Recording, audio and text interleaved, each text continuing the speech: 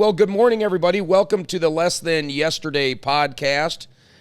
I'm your host, Joe Braymeyer, and this whole operation here is powered by our friends at Treadmill Heroes. New and used fitness equipment for your house or facility. And don't forget, we also have saunas. My special guest this morning is Dave Clark, Mr. Dave Clark, Super Cop Dave Clark. Good morning. Happy to be here. How many years you been the police chief now? It's my 5th year. 5 years now. Congratulations. Thank you. I hear the city gives a gold watch at your 5-year anniversary. So. I've seen a chief retire, and I did not see a gold watch. Well, they don't like to show it off. It's pretty expensive. Okay. You know, it's pretty flashy. So just keep it on your hope chest at home. All right. I'll believe that when I see it, but okay. My first memory of Dave Clark is... Don't tell me I pulled you over. No, this is like pre-cop days. Oh. I believe it was pre-cop days. You're in town, and there's just this new, big, jacked guy doing... You're down at Founders Day, and you're like kicking baseball bats, doing like a martial arts display. Yeah. And I'm like, who is this mutant in town doing all these superhuman moves? Do you remember that? What was that all about? Yeah, that's actually... So we moved to town in 2006, and... I had kind of been involved in martial arts most of my life and doing, different things, and came across Phoenix Martial Arts. It was at the Heartland Fellowship Church, and it was the only place around here. Was Ira and Brenda Bowman ran it, and we started right there in the sanctuary of the church and just kind of doing that. And I've always been able to do some pretty cool stuff. Like my favorite one is I did this 8-foot board break. So I'm obviously pretty tall. I'd stand up and raise my hand as far as I could reach above my head, and guys would stand on chairs all the way up there, and they'd hold these things, and you can't even jump up and touch it and reach up and hit it with your hand or whatever. And I'm jumping up and kicking it, and I try that now. I'd do a backflip and land on my forehead and hurt myself, but it was fun. I remember that. That was lighting fun. Boards on fire and bricks, and I'm too old for that now, but. Why the heck did you load up the wagons and come to Wilton anyway? So I grew up in San Diego, kind of San Diego area, literally all over Oceanside, Vista. I didn't know that. Yeah. You're a California kid, California kid. Met my wife out there. Met my wife in 95, and, we kind of started – we've been a little bit back and forth. My dad lives here. My grandparents live here, so I'd been here over the summers visiting my dad and that sort of thing. When it came time to being an adult, that's tough, man. It's a great place to visit, but it's a tough place to live. So talked to my wife, and I'm How so? Hold on. How so? Like from your point of view. Everything's super expensive. Just, you don't measure where you're going in miles. It's time. It could be 3 miles up the road, but it takes 45 minutes. It takes an hour, so nothing is measured in, well, that's only 5 miles up the road. Oh, that's a 45-minute drive because traffic is so bad. Rents are stupid expensive. I mean, everything, insurances are stupid expensive.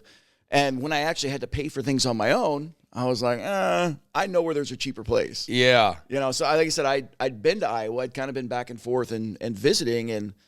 And so actually, I graduated from Durant. It's a really bit of a long story. Really? Yeah. So grew up in California, literally Oceanside, Vista. Most of my time was spent in Ramona, this quiet little country town up on the top of a mountain, bigger than Wilton, smaller than Muscatine, known for equestrian, their horses, rodeo town. So that was pretty neat. In my teenage years, some family stupidity happened. And I bounced around a little bit from foster homes to boys' homes and different things like that. The state of California finally said, we know where your dad's at. You're going to go live with him. So I was almost 16 when we moved out here the first time. I graduated from Durant, joined the Army, got done with that, immediately went back to California. Really? Yeah. I met my wife in 95, and we just decided we didn't like California anymore. So we moved back here once around 97, 98, somewhere around there. Stayed for a couple years. Decided, we really miss California. It was so nice there. The weather's so good. Winters suck. So we're going back to California. Took about a year or two before we went, oh, yeah, that's why we moved. That's right. We ran out of money again. Yeah, exactly. I decided to go out there and, play Superman, and I was going to go get this nice house, and I was going to do all this other, and, my mortgage only, or my interest only on my mortgage was $2,300 a month. Oh, I wasn't even making a dent in it was bad. That's a big nut to crack. That was big. So I was like, all right, family and I were like, we're going back. So we decided to move back to Iowa and just found a house in Wilton. There's actually no reason. I have no ties here. I don't have family here. I didn't know anybody here. This just happened to be where I found a house. How cool. Yeah. So it was actually out by Windland Quarry, the first house that we got. Kids enrolled in Wilton schools, and we really liked it. I kind of fell in love with the community. I started at the jail right away, and met Tim Leathers through the church, and he was kind of pushing me and recruiting me into the police side of things. Yeah. I was already working at the jail, so I started with him for working as a reserve, and we just never left. I'd recruit you too. Yeah. Well, he saw me jumping up and kicking boards. Right. And, yeah. I'm like, man, we need a guy that can, be flexible. Literally, right? Yeah, literally. By the way, be flexible. You start nights next week, right? That actually happened. Do you think, I think you're regarded as a very good cop. And I think you're regarded as a very level-headed, down-to-earth, just you feel like, I'll put it to you this way. I think even the bad guys like you. Right? Do the bad guys kind of like you at least get along, right? I mean, certainly bad guys don't love cops, but you're a relatable guy. Do you think that's because when you were younger, you raised some hell, and so you can kind of relate? I think that's a lot of it. I tell the officers that we have now, I don't necessarily need tough guys. I need people with empathy, with compassion, people who actually genuinely want to be into this career for the right reasons, because it's a tough job. It's a thankless job. We give up nights, holidays, weekends for okay pay and the promise of a pretty good pension. But the only thing that really, I think that drives most people is a true love for community service. I want them to be here because they care about the people. I want them to be here because they want to be that guy that people calls on when they're at their worst moment. I don't need them to go in and bust heads and be tough. I want them to be nice even when they're arresting them. I want them to shake their hand when they take them to the jail. If you're a bully with the badge, we don't have a place here for you. Yeah. And I've kind of always taken that approach into law enforcement, regardless of where I was at. And I think it served me pretty well. Go in, and I've arrested people, and they come out and they're like, hey, I screwed up. I did this thing. Thanks for treating me like a human. I'm like, you're already going to jail. You're already going to have to pay these fines. You're already going to do all these things. Why is me being, a certain way to you going to make anything better? All that does is just serve my ego. And even though Dog the Bounty Hunter wasn't necessarily a cop, I'm sure you love that show, and I always got a kick out of it when they would finally, catch the bad guy, and they'd be in the car heading back to the jail, like, you want a cigarette, brah? Yeah. You want to call your mom, brah? It's just like, it's that kind of real life stuff. It's like, hey, we all know you're going to go back in. Do you want to just do you want to call your mom or whoever and just let them know what's up? And I feel like you've kind of got that less Hawaiian, but Dog the Bounty Hunter vibe to you. I also don't have the hair. No, you could. You could. I don't have the hair and the open shirt and all of that sort of thing. So Dog was much cooler than me, but I do on some level like his approach. He was very cool. He was very down to earth, very human. If you're just going to go in and pump up your chest, we've all heard the catch more flies with honey thing. Sure. And never truer than in law enforcement. You'll get more cooperation if you just treat them decent. Take an extra 5 minutes. Let them make an extra phone call. If they're going to vent, let them vent. They're the one in the back of the car. Don't take what they say personal. Oftentimes they're drunk or they're high or they're pissed off about a certain thing that's happening. I'm still going home. I'm still doing my thing. None of that is personal. Just be nice. And, at the end of the day, when you actually go into court, there's a reason for that too. When the jury of our peers, looks at this guy, we record everything, we body cams and car cams, and they look at that behavior, and then they see the cop, and that guy's way more tolerant than I ever was. And it bodes well for you all the way across the board. Cameras everywhere. Do you certainly, we all have social media, we all have the different platforms we like to doom scroll on, and everybody sees the videos of people putting, their camera in the cop's face almost for a reaction, just for views. Completely for a reaction. Does that happen to you very often, or not so much in a smaller community like this? Not very often. It does happen. We live in an age of social media, and the younger generation has grown up on social media, and everybody thinks there's a YouTube lawyer. They watched a Matlock video, and now they think they have a law degree or something like that, so they kind of stick that thing. Sure. And I just kind of laugh it off. And I'm like, YouTube cool, lawyer. Anyway, go ahead. I like that. I just kind of laugh it off, and I'm like, you know what? I'm recording too. I'm recording you. Well, so am I. It's right here. Yeah. It does happen. We get all of the same stuff that every other big town gets. We respond to 80 quite a lot. There's a lot of things that go on there. Obviously, not as much. But I think that, kind of back to what we were talking about with how you interact with that person, you can kind of quash a lot of that. I'm going to record you because they expect there's going to be some conflict, that there's going to be some, I'm going to be in their face and I'm going to be screaming at them and I'm going to be yelling at them. And when I don't, they're like, well, this is boring. You can almost win them over a little bit just by, man, go ahead, record all you want. I have nothing to hide. Go ahead. I'm going to record it. You're going to record it. Hey, we'll have different angles. We'll compare them someday. And after a while, it kind of stops. Does Wilton have a drug problem? Ooh, that's a question. Does Wilton have a drug problem? Because small towns are targets. Yeah. So talk to me about that. Every town has a drug problem. America has a drug problem. Do we have drugs in Wilton? Absolutely. Are there drugs in Durant and Moscow and Atalissa and Muscatine? And all of them. Everybody does. A drug problem more than most? No. We tend to know who the players are. We know who's who. We have a very good working relationship with Drug Task Force. So oftentimes, we'll let them kind of take the lead on that. We'll call them up, say, hey, this is what we found. We'll get Drug Task Force to interview them and, kind of see how that goes. But if you go to my evidence room down at the PD, yeah, you'll find drugs. There's quite a bit of it down there. Really? Yeah. I won't call it a problem more than most. Let's just go with that. Because every small town, it's so easy and so readily available these days, and especially with like marijuana and THC type stuff, you don't have to go into that back alley and, buy it from your local guy and, hide it. Right. You just drive across the bridge. And how do you guys navigate that? Because that's so tough, right? You have a job, you have to enforce the law. Pot is illegal in the state of Iowa recreationally, but you can literally hop in your car and drive across the river. Yeah.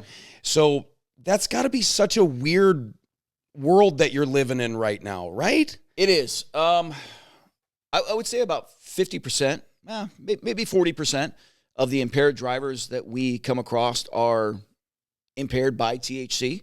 Obviously, if anybody's ever been around or smoke weed themselves, it definitely slows down all your reactions. Your choices are.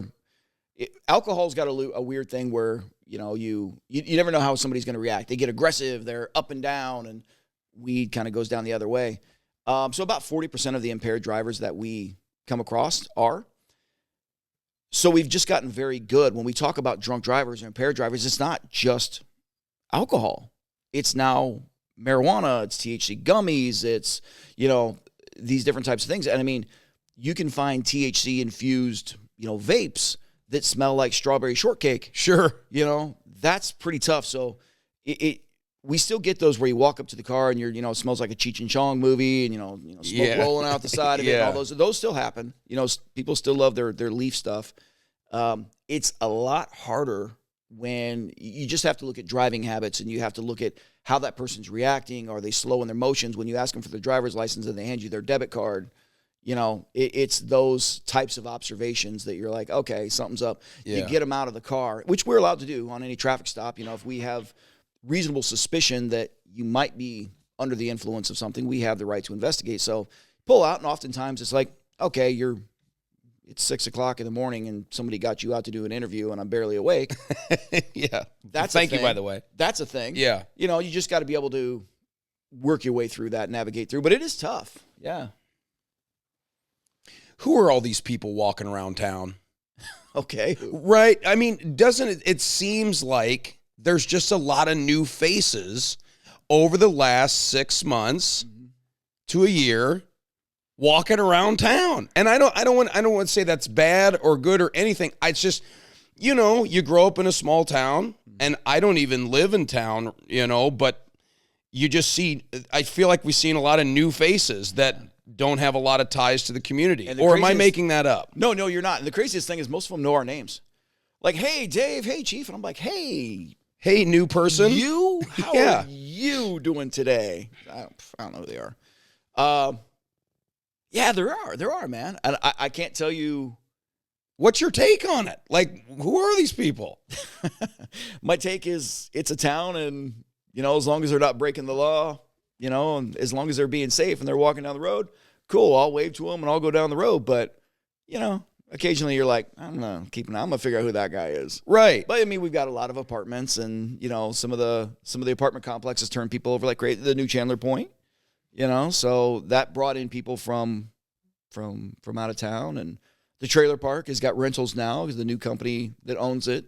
I did not know that. Yeah, they bought up a bunch of the trailers that they actually own some of them now. So you can't own a trailer and use it as a rental down there.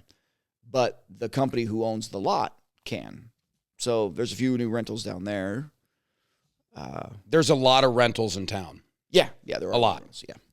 You own most of them. A very small portion of that. There are some kingpins in town, and I won't name names, but there's some kingpins. I'm not one of them. I'm a little minnow swimming around here. We all know who you're talking about. Okay, I want to get behind the badge. I got one more question though. I want to get one more in front of the badge question. Okay. If Chief Dave Clark could snap his fingers today and solve a problem that he wants to solve within the department, what are the challenges when you sit behind your chief desk and go, man, I just want to get this resolved, but I've got some roadblocks in the way? Within the department, experience. We've got some young folks on there. I'm really, really happy with the crew I've got. I also feel pretty fortunate. I mean, I inherited a pretty good little thing going on. In the last 5 years, we've taken huge leaps forward, and we moved it from, 4 officers to 7, and we got the school resource officer. So I've kind of been checking those things off the list quite a bit. I've got us, competitive with other pay in the area. I would say that most of the officers that have left in the last 20 years have left because of scheduling was really tough. When you're trying to do 24/7 with 4 guys, it's impossible. It's just there's not enough hours in a week to be able to do it. So we've taken care of that. The school was a big one for me. The safety of the school was a huge thing. We seemed like we were getting called up there quite a bit for different things, for those THC pens. And is that a thing up at the school? Like I gotta imagine it is, right? That's a shiny object. Yeah, I mean, I think whoever did the marketing for vapes and THC pens, and they deserve an award. I mean, it looks like a little zip drive. I mean, you can hide it anywhere. They have markers now that you could carry it in your backpack. It looks like a marker. You pull the lid off it, and it's not a marker. I mean, they market them for kids. They say they're not, but they're marketed for kids, and they're tough to detect. The school's got vape sensors in there to kind of help out with all that. Every bathroom's got a vape sensor. What's a vape sensor? Oh, you mean like a smoke detector? Well, sort of, but it detects. So when you vape, I mean, that's what we have the most up at the school. It's a humidity. It's a vapor. It's moisture when it comes out. It's an oil that gets superheated within the pen. You come out, it goes whatever. So it's a little bit like a smoke detector, but it detects higher levels than normal of moisture. So it won't detect when somebody flushes a toilet. Occasionally, if somebody's playing with the water and throwing it up in the air or something like that. But if somebody's hiding in the stall and they blow it up, the vape sensor automatically spikes and it sends Sergeant Todd an alert, and he can pull up the cameras and find out who's in there or go down to that spot or whatever. Which, by the way, the whole resource officer thing, what a nice deal. What a Absolutely nice a necessity. Okay, because I look at it and I'm like, man, first of all, this is an ounce of prevention that's worth a pound of cure. Sure. Right? So you got Todd up there as the resource officer. The kids love him, right? It's also a nice way to say, hi, cop here, nice guy, cop's good, and I'm here to like make sure you guys are safe. So what's your take on the resource officer? I absolutely love it, and I don't know how we got by for so many years without it. It's not he's not up there because our kids are bad, or it's exactly what you said, an ounce of prevention. Let's talk about Todd for a second. One, he's as big as a house. Yeah. And the biggest teddy bear in the world. But I don't want to wrestle that bear. Yeah. Biggest teddy bear in the world. Like, the kids love him. You go up there and they're hugging. They come up and they hug his leg and he high fives them. He's always got like goodies and snacks in his office. And, if you're hungry and you need a granola bar or something, you go to Sergeant Todd because he's got you covered, But Todd's also prior Marine. He's a great shot. I have absolutely no doubt, not a single doubt in the world, that if it came down to it, if there was some active shooter incidents, which, without going into too much detail, we've had some credible threats in the past. If you guys remember a few years ago, we had the school lockdown. I had every cop in the county here. We went and found a young man who was making some threats that actually had some firearms. And, we've had some credible. Think about some of the other smaller schools in the area, not much bigger than Wilton. No one's immune to it. Nobody's immune to it, right? So the school's taken some quite a few preventions, but just having them up there. Nobody will convince me on any day that if it came to stepping in front of a bullet, Todd would do it in a second for any kid up there. I believe you. He's good at what he does. When the school resource officer first came up, the school was like, wow, we need to hire somebody and we got to find the right person and, they got to fit in. And it was a tough job. It was a tough sell to begin with because there were certain teachers that thought we were going to be up there and just cracking heads and we're going to grab it and, hauling them away, throwing them in the, and it's nothing like that. Todd, I told the school, I said, I got your guy. I'm going to have to replace him on my end, which sucks. I don't want to do that, but I got your guy. Yeah. And we put him up there and he's won all those teachers over. And now when he's not there, everybody's like, oh, Todd's not here. What do we do? Todd's not here, Yeah. Whoa, what do we do? So absolutely. When I say I don't know how we got by without it, some of the stuff that he does, he helps in the administrative side and, he's dealing with, you got a, 5'0" elementary school teacher and, a 9 foot tall senior linebacker, and all of a sudden some fight breaks out. Are they going to be able to get in that and break that up? It's for the safety of the student body. It's for the safety of the teachers. It's for the safety of the building. But his day-to-day is just filled with running back and forth and handling little things.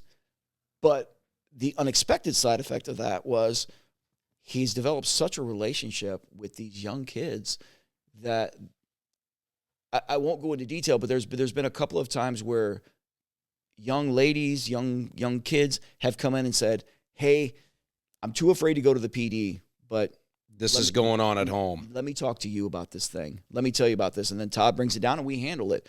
We've actually gotten involved in some pretty big deal stuff because somebody felt, comfortable enough going to talk to our SRO. Great thing, man. You know what? That's an interesting point because I have to imagine if I'm a kid and something not great is going on at home, that cell phone to pick up and call the police probably weighs 1,000 pounds. Yeah. And you don't want to be seen like going into the city hall to say, hey, can I talk to a police officer? Right? That's got to be super tough. It's got to be tough enough to just, even if someone came up to you and said, hey, I know something's going on at home, tell me. Mm-hmm. But to have Todd there that you've known for years, you've grown up with, you can say, hey, Todd, I got some bad stuff going on I need some help with. And man. And the way we handle it, Todd will come in and he'll be like, I heard this thing, this is what's going on at home. We need to start digging into that. And he never goes in and throws the kids under the bus. This kid said this. He'll report it to me. I do most of the investigations for the PD. Certainly anything felony or above is things that I handle. And he'll come in and he'll say, all right, this is what was reported. We have to figure out a way to get into that house without throwing that kid under the bus. Sure. and figure out what's going on. How do we deal with this without, causing that kid more issue? Because, what's going to happen when the parents or whoever is doing this bad thing finds out about it, right? So we have to kind of work around it, but for the safety of the kid. And we've been pretty good at it. All right, I want to switch gears. All right, come on. And this is the question everybody wants to know. I certainly want to know. I need the coffee. You better take a sip here. Okay. You have, as the police chief here in town, you've responded to countless calls, countless things come through the radio. Right. But then December 21st happened, December 20th, 2021. Your son Darren gets in a crazy car accident. Crazy, yeah. And now all of a sudden you're on the receiving end of that call, but you're a dad. Walk, if you can. I know this is going to be tough, but everyone wants to know, like, your point of view, because, like, you objectively can, not objectively because you love everybody here in town, but you respond to these calls as Dave the cop. Right. Now all of a sudden you get a call as Dave the dad. Can you walk me through that? It's weird. That one's tough. I was at home, and I knew my son was out, and, there's a lot of rumors that, he was drag racing, or none of that's true. He was picking up a friend of his. His friend blew up his truck, and they wanted to go to Shields and get something for his dad. He was taking his friend to buy a Christmas present for that friend's dad. I mean, it was no sinister thing. It was, so anyway, I'm at home, and all of a sudden my work phone rings, and I'm like, oh, that's kind of odd, So I looked at it, and it said dispatch on the other side, and I was like, well, this can't be good. Usually if I get that phone call, it's somebody's in a pursuit, or, an officer wrecked a car, or something. Sorry you're off, but we need you. Yeah, exactly right, So, and dispatcher that I've known for 20 years, she was on the other side, and she called me David. They don't ever call me David. They call me Chief, they'll call me Clark, they'll call me Dave, they'll call me other bad words, but it's never like David. The second that she said David, did your heart sink? A little bit. I kind of knew something was up. She said, so we have the first responder app on our phone, so I knew that the ambulance had gone out, and I knew the fire department gone out, because it comes up on our phone, and it's super loud. And I looked at it, and it said there was an accident, and I didn't really think too much of it. And then all of a sudden, David, and I said, yeah, and she told me who she was, and she said, there's been a car accident on Moscow Road. She said, it's Darren. And I said, okay. She goes, it's pretty bad. He's been ejected. They have life flight on the way. The officers on scene, want you to respond. Absolutely. And I jumped in the car, drove way too fast out there. And at the risk of sounding like a total toolbox, I tend to be very professional in every scene that I'm in, even with my son. So I ran up to the car, and I saw it, and the car was destroyed. I mean, he just annihilated this car. Because we all remember seeing pictures of that, going, how in the world? I mean, that was... So he hit the ditch backwards. He had spun around, kind of went airborne, hit the ditch backwards, and it was a kind of a man-made ditch, so it squared up. He hit it. The inertia of his body broke the seat backwards, and he went right out through the hatchback. He went out of the ditch, over a fence, and landed in somebody's yard 100-plus feet away. Wow. Where we actually found him was nowhere near the car. So I went to the car first, and they're like, no, he's over there, he's over there, he's over there. And so I went running over there, and there was, some of the EMS staff was already there with him. So, I'm an EMT on the thing, on the ambulance service. And I started, we were looking at him, we were doing this assessment, and we were getting no reaction from his eyes, and we knew something was really bad. So, yeah, I helped stabilize him. I helped strap him to the board. I helped put the head blocks on him. We got him to the helicopter, and I think okay. And everything was, I was okay. Just business as usual.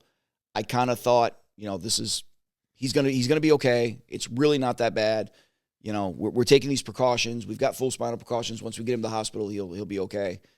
And then we got there and found out how serious it was. On scene, I think, from my recollection, I felt like I was okay. I knew it was an accident. I knew that time was of the essence. I knew that there's things that we had to do. I knew we had to get him there. For me, the real battle was later. And the hard part of this whole deal, PTSD is real, man. And it's ugly. During that whole entire recovery and, the hospitals and everything that we did, I had a job to do, right? I got to get him better. I got to work on his rehab. I got to work on his cognitive recovery. He's got to learn to walk again. He's got to learn, hopefully his dreams aren't over everything that that he was doing. I was pretty resigned to the fact that I'm going to have a disabled child. I'm selling my hot rods. I'm selling my 2-story house, getting a ranch and, a wheelchair van. That's my life now. I've got a disabled child, but he just kind of kept getting better and better and better and better. Now that it's over, I get very emotional talking about it. How can you not? But it's weird because during that time, I was making those Facebook posts and I was trying to keep everybody updated and, sitting in the hospital in the middle of the night and whatever. And I'm writing these posts and I'm bawling all the way through it, just trying to figure out how to make everybody understand what the doctors had just told me and try to put it into terms that, into certain analogies and into terms that people understood what we were dealing with and, to keep praying for him and just to keep thinking about him. And, I knew I have a lot of faith in my son, a lot of faith in him. And I knew if anybody could recover, he could. But yeah, there's that doubt, man. It's the doubt's there. But now that it's over, it's harder for me now than it was then. Do you think because it all has just settled back down a little bit and now you're able to reflect on it? Because I got to imagine, like you said, while it's all going on, you're focused on the blocking and tackling. Yeah. Right? You're on the game field, mm-hmm. Right? Yeah, it's your son, but you're also... Well, it's being his advocate, right? It's making sure that, he's getting the proper care. That's making sure that, the therapists are coming in like they're supposed to. It's making sure... We did his entire cognitive recovery, we did. So his list of injuries, he broke his neck in 2 places. He broke his C1 and his C5. And during EMT school, they said C1 and you're done. I mean, the C1 is your atlas, right? It's where your head swivels around. That's where your spinal column meets your brain stem. There's gray matter there. They don't even operate on that. So you knew when they said C1, you were like, oh, no. He's a quadriplegic. If it doesn't kill him, he'll never walk again. So they said he broke his C1. They broke his C5. He lacerated a kidney. He shattered his pelvis. A pelvis is a little bit like a safety glass windshield where you can shatter it and it moves, but it doesn't necessarily displace. You think about your windshield where it shatters, but it still stays there. And the pelvis bleeds a lot. His sacrum, which is your butt bone, he shattered that. He's got a plate in the back. And your iliac crest, which is, the hip horn on the right side there, he sheared that completely off. And that was laying in the bottom of his, towards his groin. So he's got these pins in there to hold his hip bone in place. And he's got a metal plate in his butt and few other, relatively, but his brain injury was the big one. He had what was called a diffused axonal brain injury. It's essentially a shearing injury. That means his brain twisted in his skull. It severed all of his neural pathways. So think about like your brain is here, it's its own organ, and you have the neural pathways, and this one controls your speech, and this one controls your eyesight, and this one controls like your left toe, and whatever. Well, they have to meet where they're supposed to. Well, when his brain twisted, it sheared all these, the neural pathways die, the swelling goes down, the brain comes back to where it's supposed to be. He had a lot of intercranial fractures and bleeds. So when the brain comes back, the neural pathways regrow. If they grow back, you get 100% recovery. If they get slightly off, if this one crosses, that's where you get brain damage, right? That's where you have those cognitive delays that we know about, right? Well, there are ways that you have to stimulate, right? It's growth. It's like anything else when you're teaching a child to walk, you help them and you guide them and you do whatever. So you can do that with cognitive recovery too. I don't know if you know this or not. I'm basically a neurosurgeon now. At this point, how could you not be? Right, yeah, because... I read everything there was to read. I spent my nights in the hospital reading, studying. I studied the stages of brain recovery. I studied miracle cures. I went through the... common outcomes. went through statistics. I literally read everything I could read for months, just trying to figure out how to help him recover. Because our insurance company wanted him, because he needed a dual stage recovery, right? He needed to be able to have his orthopedic injuries handled, but also his cognitive injuries handled. Well, he started growing cognitively faster than his body would keep up with. So they just kept him in the hospital. And again, no slight to them. I think they did a great job. If you see him today, you wouldn't even know what happened. But they just kept him in the hospital because they said he's not load bearing. He can't go to recovery, orthopedic recovery yet, because he still needs to be confined to this hospital bed. So I felt like his brain was just not being addressed as much as it should. So yeah, we did marketplace and Facebook recovery. One of my officers brought in like 1st through 3rd grade reading, writing, and arithmetic books, for elementary school. And we would start, and we would sit there and we would do, what's 5 plus 2? And we would go through this, and I would write it down, and I would have him point and to where we need to go. So we just, very easy stages, things that didn't stress him out and things that didn't require much, but it would just kind of get his rationalization, start getting his problem solving back in order. And then that progressed to, the kid loves cars. He speaks car. So I would take, off marketplace, I would take here's a green or a red Mustang, a blue Camaro, and a green Charger. And we would talk about the engines in each one, how much they wanted, where they were at, and then I'd come back an hour later and hey, how much was that? How much was that red Mustang? And get him to recall that. How much was the blue Camaro? And get him to recall that. And then eventually it moved on to where I would give him homework. I would, when he was able to, first time we gave him back his phone, it was crazy because his brain knew where to find the apps, but his fingers didn't know what to do. So it was like, there'd be these long threads of just random, and then, he would pick on, his BFF forever is, Wyatt Van Dusen, so he'd be like, he'd send Wyatt this message of just typing is not good, But when we finally gave him back his phone, he was kind of able to start working that. I would start giving him homework. Find me a headlight replacement for a 93 Chrysler Sebring. What are the torque specs on a 89 Fox Body Mustang? And I'd make him look it up.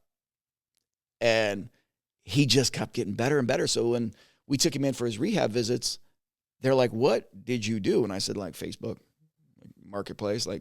I found something that he liked to do. And we did that for months. You effectively had to raise your son twice. Yeah. That's wild. Well, so we took him in for 2 separate rehab visits, and where they were doing an assessment on him, and they came out, and I mean he was strong physically.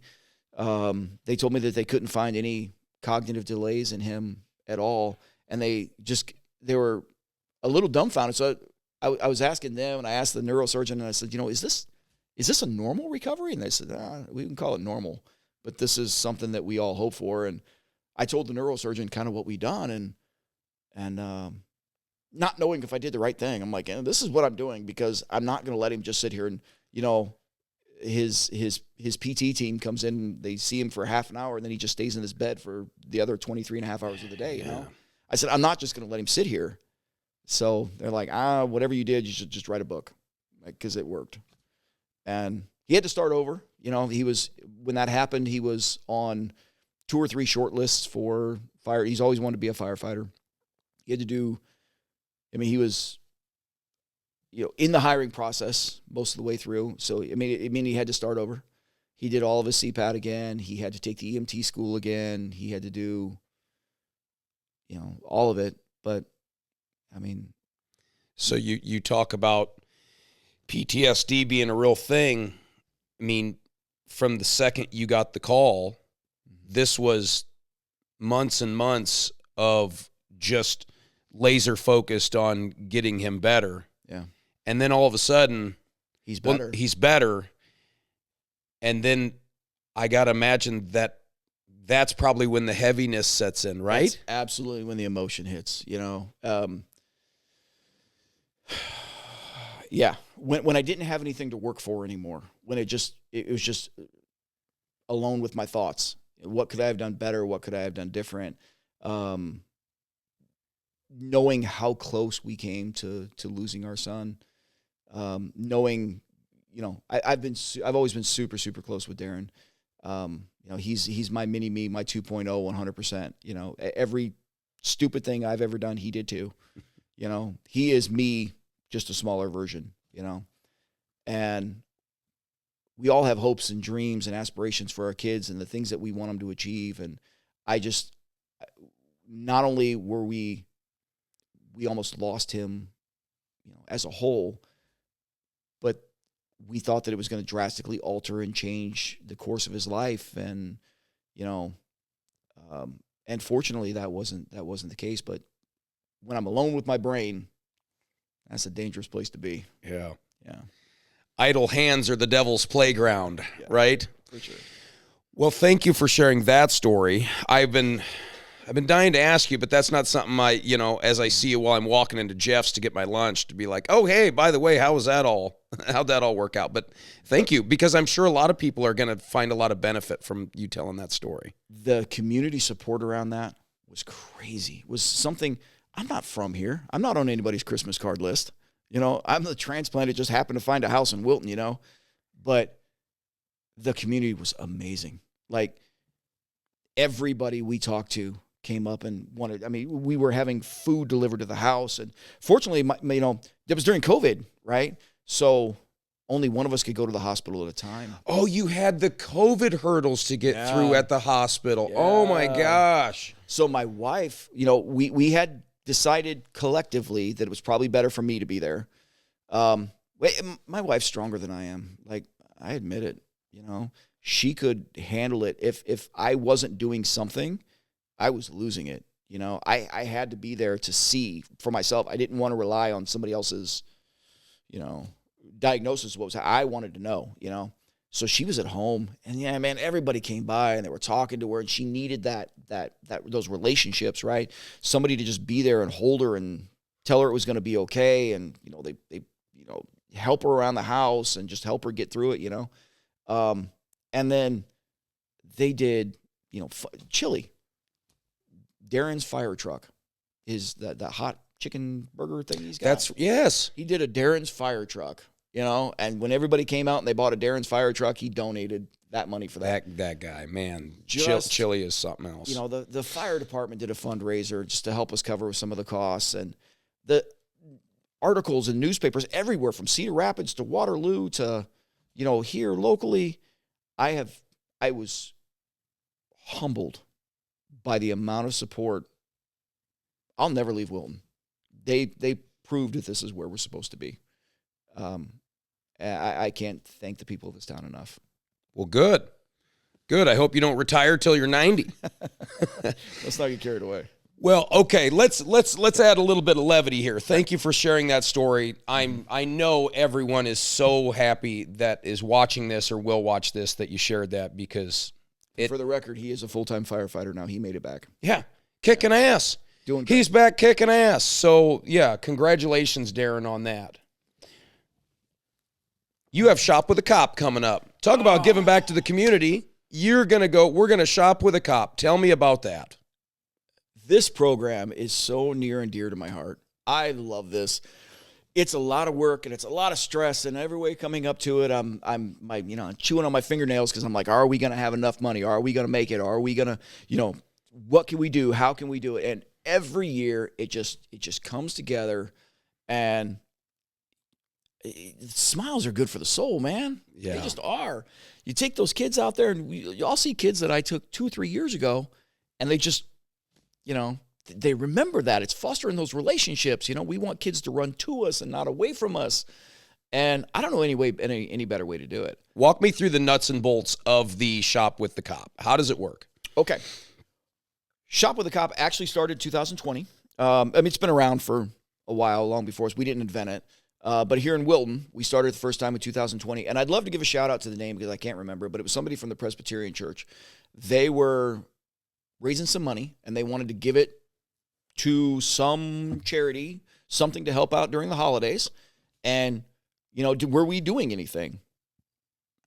Thinking about it, I'm like, no. we're not. We need to do something. So we jumped on the Shop with a Cop bandwagon, and we've kind of done it a little bit different. So we get our kids from the school. They're not all needy, and obviously a lot of them do require a little assistance. Maybe things aren't great, but it's also just good kids of character, right?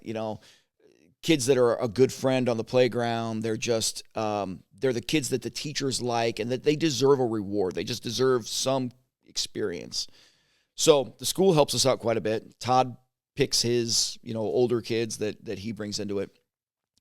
We spend so when I say we do things a little bit different, it's not just here's a gift certificate or here we're going to take you shopping and we're going to do whatever. We went the full package, man. So we usually take about 30 kids, and we spend between $400 and $500 on each kid. So cool. So here's how it actually goes. We have these permission slips that when a kid is selected, permission slip goes out, it goes home.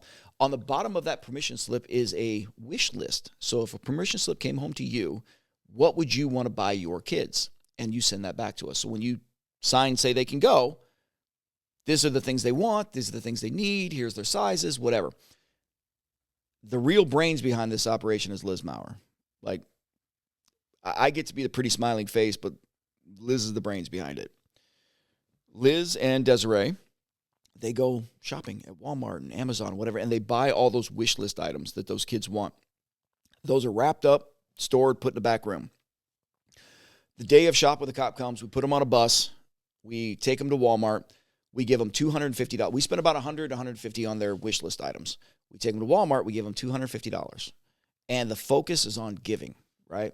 You have 5 people in your family, each person gets $50. You got to get a little something for yourself, but this is the holiday season. We're trying to spread a message here. So giving. So they don't know that they've got presents at home, but we're trying to impress on them that it's better to give than receive. So they buy for their families, and most of them are so happy to do it because they're providing Christmas, right? So we spend all the money. I have volunteers from everywhere. I've had them from Durant, from Muscatine, from the county. We've had DNR in there before. We've got DOT in there. I've had from University Heights. All one county, one team. Regardless of the color of uniform, we are all on the same team, fostering those relationships. That's the important thing. So one cop per kid. They go out, they shop, they spend their money, and they do their thing. Put them back on a bus. We bring them back to a pizza party. And then Santa Claus shows up. And this year it's going to be Santom Claus. Coming back, baby. Santom Claus is helping us this year.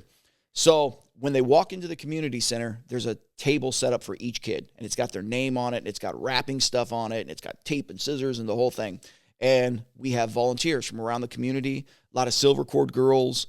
The mayor and his wife. And people you wouldn't expect are in there because they're going to wrap these presents. So now that kid goes to his table with his bag of goodies, and he's wrapping it up, and they get to help through that process. This is for mom. This is for dad. This is my little brother. He's going to love this. They get to pick the paper and the bow, and they put it all together.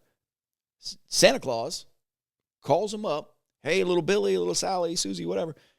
Sits him on his lap, talks to him, goes through the thing, and then little helper runs to the back room and gets all those gifts. Man. So now each one of those kids that thought that he was getting nothing, he was providing for his family, has now got some gifts that he gets to take home. How cool. So, and then each kid also gets a stocking. There's always some Beaver swag in there. We give them a Beaver hat. We give them gloves. We give them a T-shirt. There's $100 worth of chamber bucks per family. There's a Artie's gift card in there. Just a whole stocking full of goodies to be able to help out the family. You're making me blink heavy. I'm blinking heavy. You're getting me all welled up here. I think that's so special because, like you said, it's not just a gift card. This is a whole experience. By the time it's done, they have Christmas for their family under the tree, and it was provided by that kid. Wow. Because that kid deserved it. If I have my way, every kid in Wilton's going to go at some point. I mean, before I leave, if I could get the whole school to go, it would be because it's more than just, I know it started, and I know that this is, a lot of the funding comes in for, in need. We got that. We understand that. And those kids are picked. That's the focus. But sometimes just because they deserve it. Sure. Yeah. This year we're going a little bit. We're going a little bit more too, and I'm making the initial. I'm making the first announcement right now. Oh, this is a hot off the press. This is a hot off the press. Okay, breaking. We should have like a little siren that goes off. Breaking news. Okay, breaking from Chief Clark here. Yeah. We're branching out to seniors this year too. So I want to those that are alone. Maybe they how do I say it? I'm going to have cops going around to some of our seniors with, a certain amount of chamber bucks cards just to help things better for the holidays. So they're going to go out and they're going to knock on the door and they're just going to have this card and they're going to walk in there and go, here, this is from Wilton Police Department. We just want to make your holidays a little bit brighter, and here you go. If they're having trouble paying their utility bill, because chamber buck can be used to pay your bill. Any business in the city that's recognized by the chamber, you can use it there. You can go to Jeff's, whatever. Provide a holiday meal. So we're gonna go around, and I'm hoping to do 20-25 seniors this year, and just go out and give an envelope full of chamber bucks, and just to make things a little bit better for them this year. So I'm really excited about that. Can people still drop off some dough? Absolutely. How do they do it? A couple of different ways. Because I'm sure there's people watching that are like, man, I got a couple bucks sitting around. I want to. This whole thing is funded by the city. We've done pretty well. We get the individual donations, and every little bit helps. $5 pays for one of the stocking stuffers. But 30 kids times $500 is $15,000. It's a big number. So every year it's like, we're gonna make it, but we always do. The other thing is, you've seen the newspaper. I always do all those vehicle inspections. So they're salvage vehicle inspections. The DOT pays us to do them, so that goes into a slush fund, and it's. I imagine, like a wrecked vehicle or something that got repoed. I'm sure there's $17 worth of quarters in the ashtray and on the floor, right? No, or is that what you're saying? No, not what. Like that. What? Yeah. What do you mean? So when a car gets wrecked, it goes to the auction as a salvage vehicle. Well, people can buy it from the auction. They can fix it, and then it has to be inspected before it can go back on the road. Oh, and there's a fee for that. So somebody gets online, they pay $50. DOT keeps $10 for admin fees, and they pay us $40 per vehicle to inspect it. So that all goes into a slush fund starting January 1. As we come up to December, we get to shop with a cop. If I need some extra money, that's where it gets pulled from. Oh, how cool. Yeah. But this is all funded by the community. So how to help? The community bank has an account set up under Shop with a Cop, so anybody can just walk in there with a check or cash and say this is Shop with a Cop, and they know where to put it. So it just goes directly to our account. You can drop it in the drop box outside in an envelope. You can bring it into City Hall. You can bring it to any of the the PD. There's officers on 24/7. They all know what to do with it. We tried doing Venmo and we tried doing a GoFundMe page in the past, and being a government entity, it's not as easy, Yeah. With fun, it's not as easy. It's probably a little clunky. It's easier just to bring in a check or some cash. It is, yeah. You got to start your shift. What time is it? Yeah, it's getting there. Getting there. All right. You got to start your shift. You start at 7, right? Start at 7, yep. I think I speak for the whole town when I say thanks, Dave. I mean, for everything. Thanks for sharing your story. Thanks for what you do for the community. You make people feel safe in this town. You just do. You got this thing to you where you're like, you know what? When I see you down at the window walk, I'm like, God, that makes me feel safe. I don't know why you got this thing about you, and I love the fact that you love Wilton, and I love the fact that Wilton loves you. And like I said, I hope you're Wilton's super cop till you're 99 years old. So well, thank you, buddy. I really appreciate it. I'm not going anywhere. This didn't start off as home, but that's where it ended up. Dave Clark, everybody. All right, Dave, thank you. Have a wonderful day. All right. Thank you, sir.